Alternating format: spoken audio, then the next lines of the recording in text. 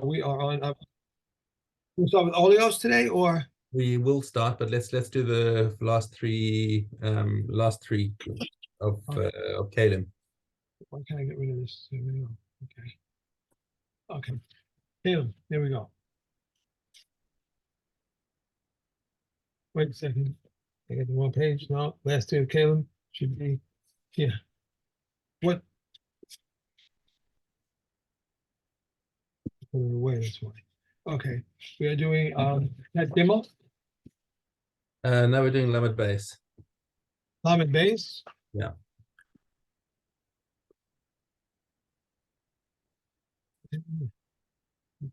Away. That's 40. 30. 30, I mean 30. Because I put it away that way, sure. You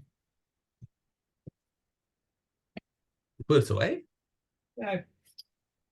Except we were finished, I put it away. You know, when we say we're finished, we're not really finished. That's what Hadron Alach means. 30, you say 30. Yeah. It's right at the end. Right at the end. Last 15. What am I talking about?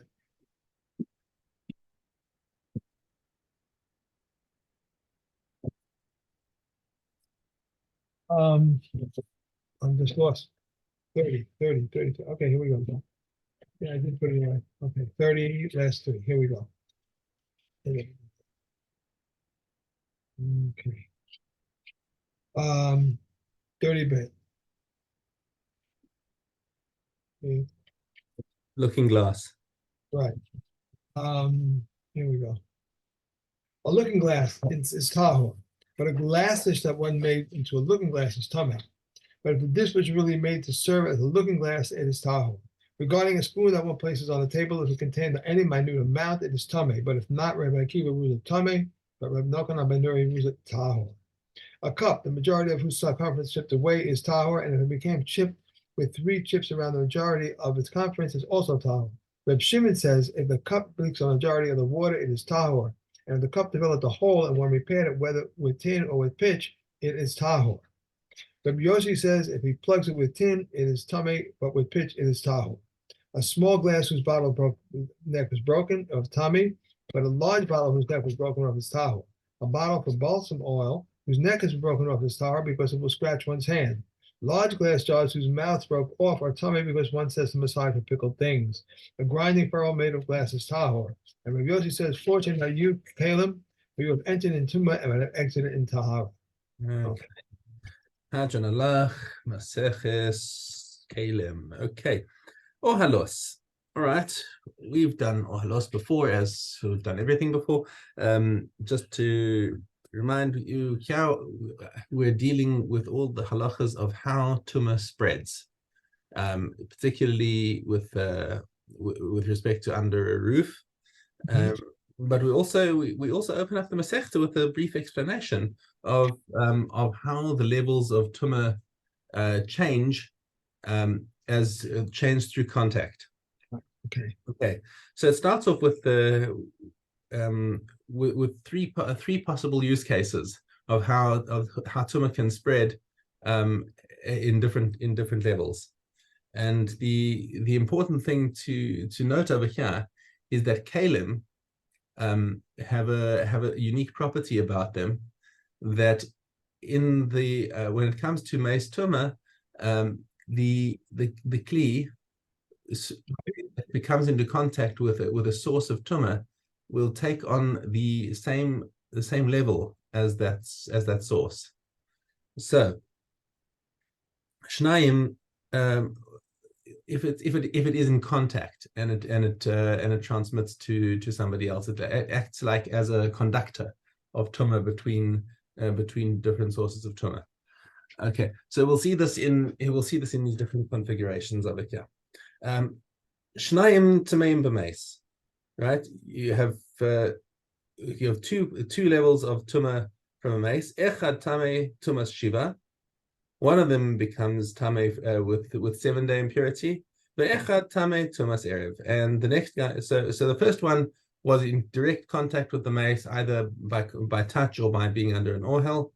and he becomes he gets the 7-day tumah.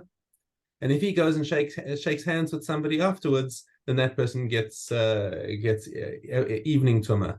He just needs to go to the mikveh, and that night he's already tahor. Okay, so that's the rishon. So the second guy is a rishon. Rishon is evening tumah. Shlosha tamaim b'meis. Now, what happened? You can also have a situation where you have 3 levels of tumah coming out of the mace. Okay, Shnayim tamein tumas shiva. So ve'echad tamei tumas erev. 2 of them need 7-day tumah, and 1 of them gets evening tumah. You also have a case. The Mishnah doesn't dive into the details of how this happens. Okay, there's another case where you have four participants in this transmission of tumah. Shlosha tamein tumas shiva. 3 of them get 7-day tumah. Ve'echad tamei tumas erev, and only 1 gets evening tumah. Okay, tzad shnayim. Okay, so now let's dive into the cases, says the Mishnah. How do you have 2 participants rather than people? 2 participants in the transmission. Adam hanogeh b'meis. 1 person is touching a dead body. Tamei tumas is shiva. He gets 7-day tumah. Adam hanogeh bo, and he goes and shakes hands with somebody else. Tamei tumas erev. Okay, he gets the evening tumah. Mishna base ketzad shlosha. How do we get 3 participants in the tumah chain? Kalim hanogim b'meis. So you have a kli that's touching the dead body. Okay, b'kalim, and now other kalim touch those kalim. Tmeim tumas shiva. All of those get tumas shiva. Okay. Hashlishi bein adam bein kalim tamei tumas erev. So now, if the first kli that's touching the mace acts as a conductor while it's in contact with the mace, okay, and then the second kli that's touching the first kli now becomes an avatuma. Right. Okay, so now that avatuma now separated from when the first kli that was in contact with the mace now is separated, it doesn't stay as an avi avos atuma like the mace, but it's now still needs 7-day tumah. Now, if a person or a kli touches the kli that's an avatuma, then it will become a rishon. Okay, so that's how you can have 3 participants in the chain. Ketzad arba'a. How do you get 4? Kelim nogin b'meis. Okay, so once again you have a kli that's touching the dead body and it's conducting. Okay, Adam b'kelim. So now a person touches that kli, and he is going to become an avatuma. Okay, v'kelim b'adam, and now that person, the person is holding another kli. Okay, tmein tumas shiva. So at this point, all of these things in the equation get a tumas shiva because they are transmitted between these 3 people, these 3 participants. Haravi bein adam bein kalim, and the 4th participant, whether it's a person or a kli that's now touching that last kli, tamei tumas erev. Amar Rabbi Akiva yeshli chamishi. He says I can come up with another case where you got 5 in the chain. Hashfud hatachu ba'ohel. Okay, let's say you've got a tent over the mace. Okay, and he's introducing the tent into the equation, and there's a metal key, what's a skewer that's stuck into the ohel. Ohel v'hashfud. So both the ohel and the shvud, v'adam hanogeh b'shvud, and a person who's touching the shvud, v'kelim b'adam tameim tumas shiva. They all get 7-day, and the 5th one that's touching the last kli, bein avadam bein kelim tamei tumas erev. Amrilo ena oil mischashev. So that's not. They said we've seen this in other sort of debates like this where we're talking about if a person is doing how many averas can a person do at once. They say it's not counted. Okay, so why is the tent is exempt? Why is the oil not counted?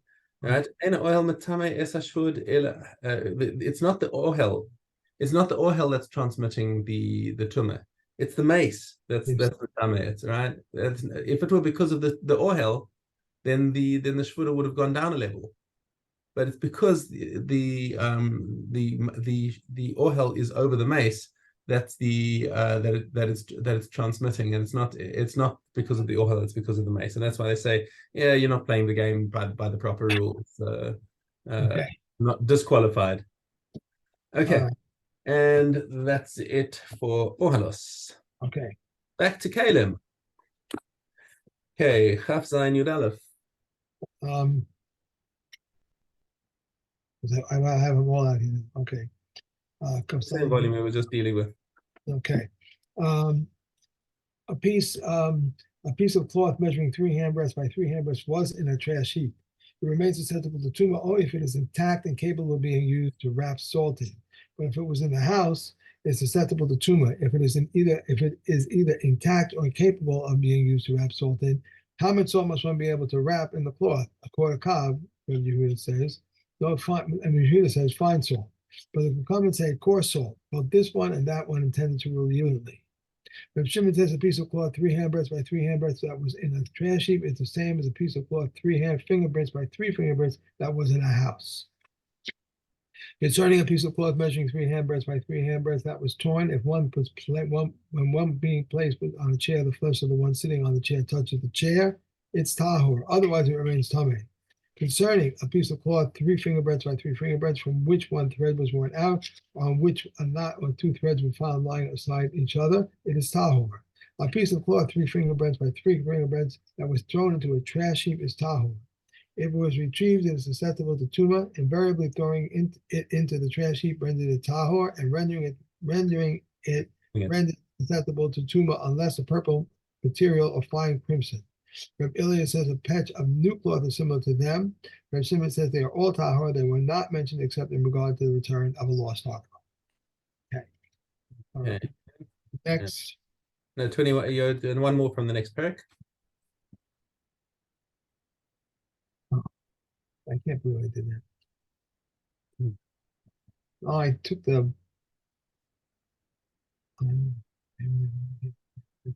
my marker out. All right, this is 12, right?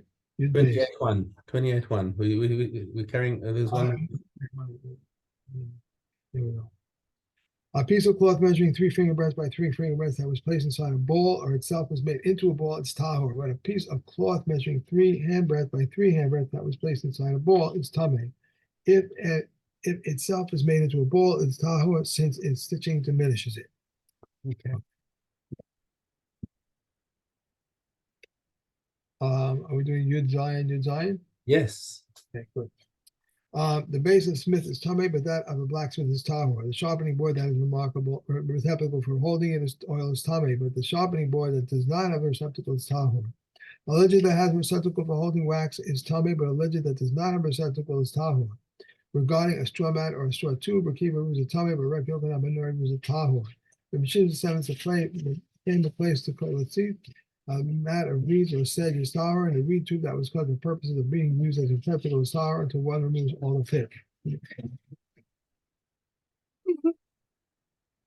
Okay, regarding a bin, the Shama says it is measured from its interior, but Reb Hillel says it's measured from its exterior. Both agree that the thickness of the legs and the thickness of the rims are not measured, but Josie says they agree that the thickness of the legs and the thickness of the rims are measured, but the area between the legs is not measured. And Shimon and Zori says that the legs were 1 handbreadth high, then the area between them is not measured, and if not, the area between them is measured. Okay. Regarding its wheel, when is it removable? It is not considered connected to the bin. It is not measured together with the bin, and is not protected against tumor together with the bin when they are in an ohel over a corpse, and we may not drag it over the Sabbath when there is money inside.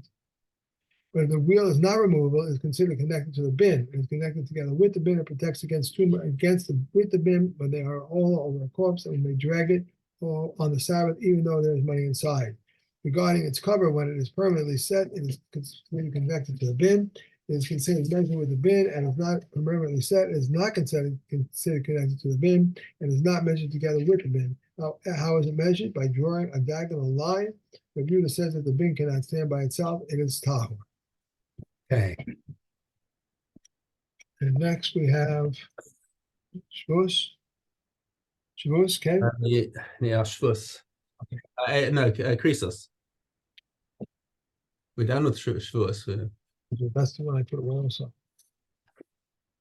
Shavuos. Okay, No, we're done with Shavuos. We're on Christos. I'm in Christos. I'm holding Christos in my hand. Above Aleph. If one brings an Ashen Tule and then discovers that he has not sinned, if he has not yet been slaughtered, he may go forth and graze with the flock. These are the words of Reb Meir. The sages, whoever say it must graze until it develops a blemish, and then it's sold and the proceeds are deposited for a voluntary offering. Reb Elliot says it is sacrifice, for if it is not brought for the sin, it may not be brought, it may be brought for another sin. If after it is slaughtered it becomes known to him, the blood may be spilled, and the blood must be removed to the place of burning. If the blood had already been thrown, the meat may be eaten. Rabbi Yossi says even if the blood is still in a vessel, it may be thrown and the meat may be eaten. And Ashim Tuli says a vadai is unlike this. If it had not yet been slaughtered, it may go forth and graze with the flock. If it had already been slaughtered, he must be buried. If the blood had been thrown, the meat must be removed to the place of burning. An ox which is to be stoned is unlike this. If it had not been stoned, it may go forth and graze with the herd. If it had already been stoned, it is permissible to derive benefits from it. A calf that has been decapitated is unlike this. If it has not been decapitated, it may go forth and graze with the herd. After the calf has been decapitated, it must be buried at its site. But originally it came to stone for a doubtful situation. Once it is atoned for a doubt, its purpose has been fulfilled. One more. Yeah. Rabbi says a person may donate an Ashim Tuli any day or any time that he wishes, and this is called the Ashim of the pious. It was said concerning Baba Ben Buti that he would donate an Ashim Tuli every day, except one day after Yom Kippur. He said, by this temple, while they would permit me, I would bring it. But if they would tell me, wait until you come into a doubt, and the sages say, we will not bring an Ashim Tuli on the temple for something which, if intentional, bears a penalty of karos, and if unintentional, is liable to katos. Okay. We are on to Idios. Okay, Aleph base. Shammais and Kala is due from one cob. Beis Hillel says from two cobs, and the sages say neither in accordance with the words of this one nor in accordance with the words of this one. Neither a cob and a half is liable to Kala.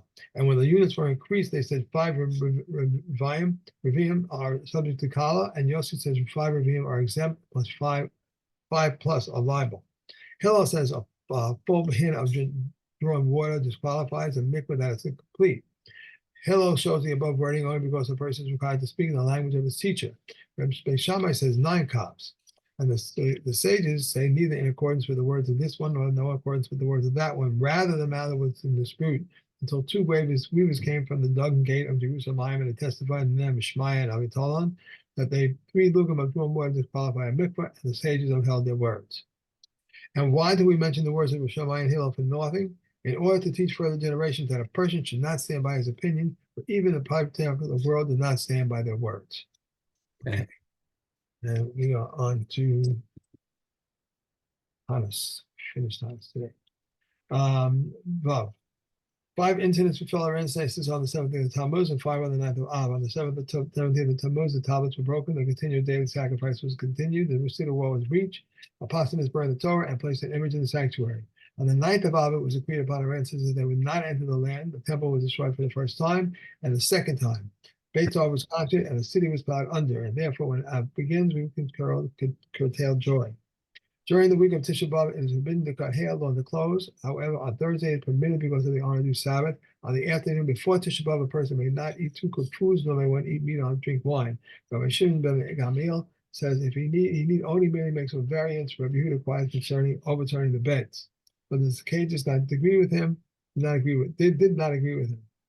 Ram Shimon ben Gamliel said Israel had no days of festival as the 15th of Av and Yom Kippur, for it is on those days that the maidens of Jerusalem would go out dressed in white, borrowing garments in order not to embarrass one with none, and all the garments worn on these occasions require immersion.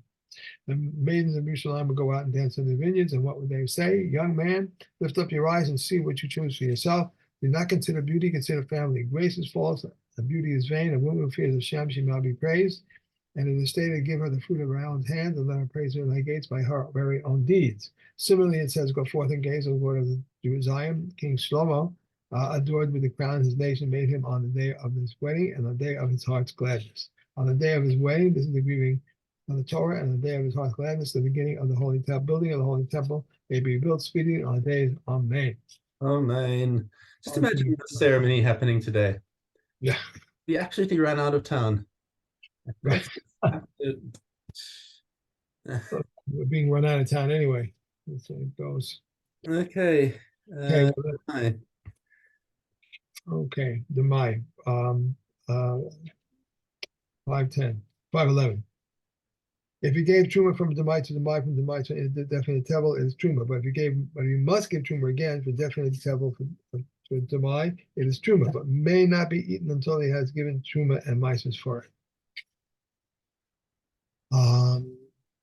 If one leases a field from a Jew, from a non-Jew, or from a Kuthian, if he sets his day before them, one rents a field from a Jew, he must take truma and give it to him. If Yehuda says when he gives him from the same field or from the same species, when he gives him from another field or from another species, he tithes and gives him. And if one rents a field from a non-Jew, he must give tithe and give it to him. But Yehuda says one who also leases from a non-Jew, the field of his fathers must tithe and give it to him. Okay, and that's it for today. Okay, and I think unless I don't actually, but well, we'll finish. Yeah.